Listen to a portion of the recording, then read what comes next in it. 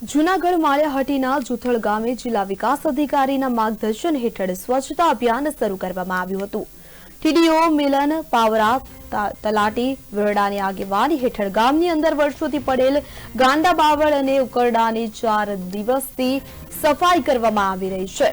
65 થી વધુ ટ્રેક્ટરના ફેરા ભરીને ગામની બહાર કચરાનો નિકાલ કરવામાં આવ્યો હતો, ત્યારે લોકોએ આ કામગીરીને બિરદાવી હતી।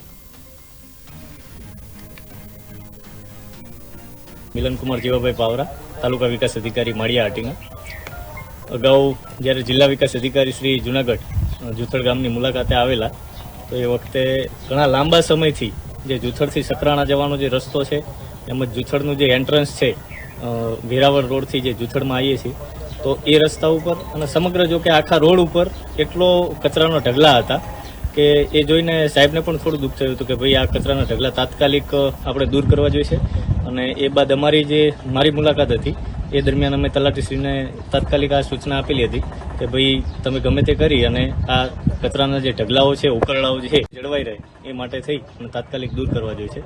ત્યારબાદ તલાટીશ્રીએ જે આ જે કામગીરી છે એ ઝુંબેશ સ્વરૂપે લઈ અને છેલ્લા 3 દિવસથી અમે આ કામગીરી જેસીબી અને 2 ટ્રેક્ટર રાખી અને ચાલુ કરેલ છે। અત્યાર સુધીમાં લગભગ 65 જેટલા ટ્રેક્ટરના ફેરા કચરાના અમે અહીંથી ગામથી દૂરની જગ્યાએ અમે નાખી દીધા છે અને હજી પણ આ કામગીરી ચાલુ છે। હજી પણ આ કામગીરીમાં કદાચ અમારે 2 દિવસ જેટલા લાગી શકે છે। મિલન કુમાર જીવાભાઈ પાવરા।